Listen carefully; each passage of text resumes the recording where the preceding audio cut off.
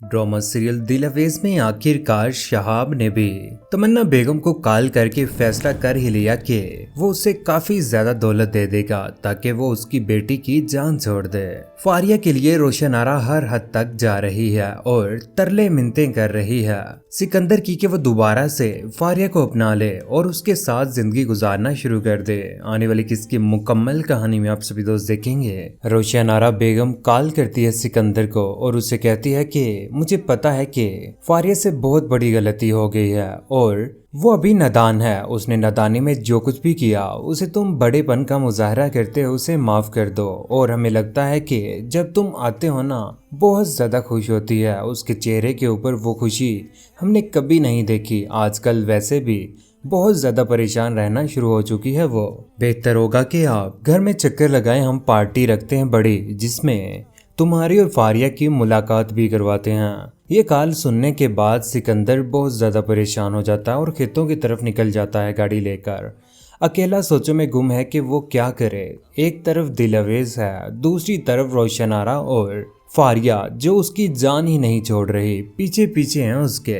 आखिर उन दोनों की मुलाकात का वो दिन भी आ जाता है। सिकंदर को बुलाया जाता है, घर में बहुत अच्छे तरीके से गुब्बारे लगाए जाते हैं, तैयार किया जाता है एक कमरा और उस कमरे में तैयार होकर आ जाती है फारिया। फारिया बहुत ज्यादा प्यारी लग रही होती है और सिकंदर उसे देखकर बहुत ज्यादा हैरान हो जाता है। उसे कहता है कि आप कहाँ पर आ गए हैं। फारिया से जवाब में कहती है कि क्या हम आपके पीछे नहीं आ सकते, क्या हमारा आपके ऊपर कोई भी हक नहीं है। एक गलती की हमें इतनी बड़ी सजा मत दें सिकंदर। उधर दिलअवेज बहुत ज्यादा परेशान है, एक तमन्ना बेगम को लेकर, अपनी माँ को लेकर, और फारिया भी बहुत ज्यादा तंग कर रही है दिलअवेज को।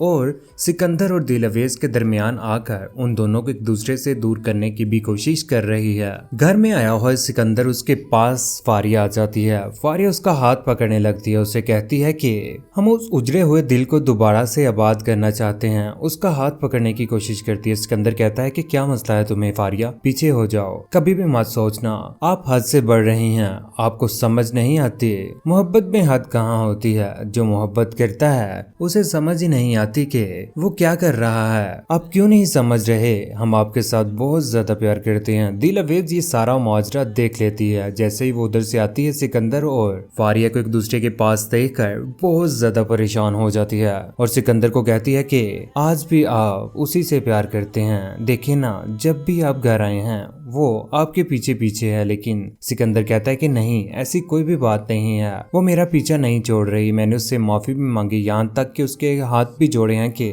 मेरे और दिलअवेज के दरमियान मत आओ। लेकिन दिलअवेज को कैसे यकीन दिलाए सिकंदर के उसका कोई भी कसूर नहीं है, बल्कि फारिया ही उसे तंग कर रही है। दिलअवेज कहती है कि आपके लिए हमारा रिश्ता क्या है, हमारी तो शादी भी हुई है, हमारा निकाह भी हुआ है, आप मजबूरी के साथ तो ये रिश्ता नहीं निभा रहे क्या।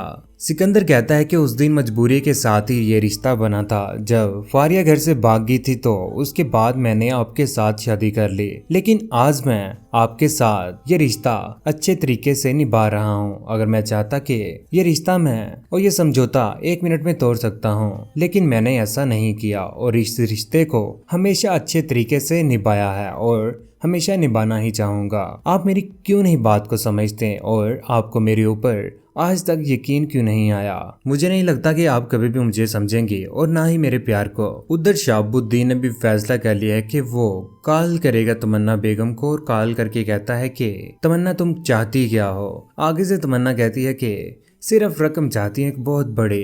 शहाबुद्दीन साहब भी मान जाते हैं और कहते हैं कि ठीक है, मैं तुम्हें पैसे देने के लिए तैयार हूँ, लेकिन शर्त एक है कि तुम मेरी बेटी के पीछे आइंदा कभी भी नहीं पड़ोगी और ना ही उसे सच बताओगी, यहाँ तक कि उसके बारे में कभी सोचना भी मत। बेगम कहती है कि ठीक है, जल्दी जल्दी से पैसे लेकर मेरे डेरे के ऊपर आ जाओ, बाहर मुलाकात करते हैं, अगर नहीं तो मैं खुद ही आ जाती हूँ। बुद्दीन साहिब कहते हैं कि नहीं नहीं, मैं आ जाता हूँ। वो जगह सेलेक्ट करते हैं और वहां पर जाकर तमन्ना बेगम से मुलाकात हो जाती है। तमन्ना बेगम को पैसे पकड़ाए जाते हैं। तमन्ना बेगम कहती है कि आखिरकार वो वक्त आ ही गया कि शहाबुद्दीन को भी घुटने टेकने पड़ गए और तमन्ना बेगम की सारी शर्तें मान ली। गेती को पैसे पकड़ाए जाते हैं। गेती बहुत ज्यादा खुश होती है पैसों को देखकर। पैसों के सामने तो गेती कुछ भी करने को तैयार है। शहाबुद्दीन साहिब कहते हैं कि ये सिर्फ और सिर्फ तुम्हारी भूल है कि मैं डर के कि तुम्हें पैसे दे रहा हूँ और हमारी मजबूरी को कभी भी हमारी कमजोरी मत समझना तमन्ना।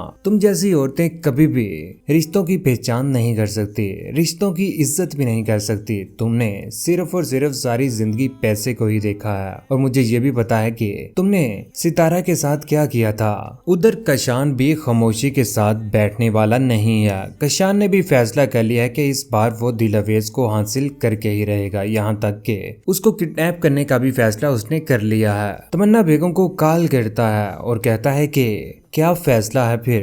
तमन्ना बेगम आपका क्या फैसला है, मैं तो बेताब हो चुका हूँ दिलवेज को लेकर। आगे से तमन्ना बेगम कहती है कि ये वक्त सोचने का नहीं है, ये वक्त करने का है। अगर हम सोचते रह गए ना तो सोच लेना हमारे हाथ से दिलवेज निकल जाएगी।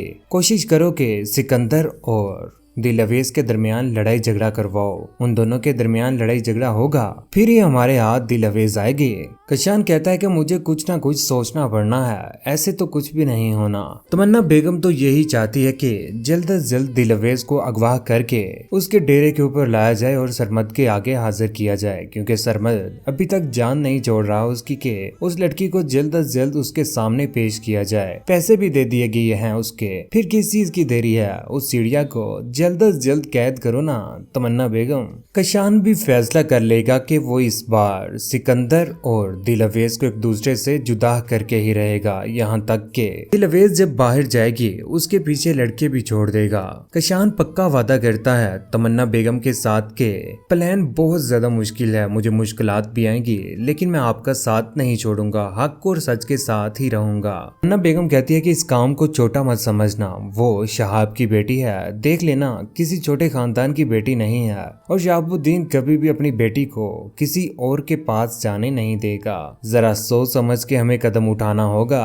उधर रोशनारा भी फारिया और सिकंदर की अकेले में मुलाकात करवानी चाहती है ताकि फारिया सिकंदर को काबू कर पाए, लेकिन सिकंदर भी इस बार सिर्फ और सिर्फ दिलवेज का ही है। उसने जब से निकाह किया है उसके बाद तो उसने फारिया का सोचा भी नहीं। फारिया के साथ उसे सिर्फ और सिर्फ सख्त नफरत है और जो फारिया को अभी तक समझ नहीं आ रही।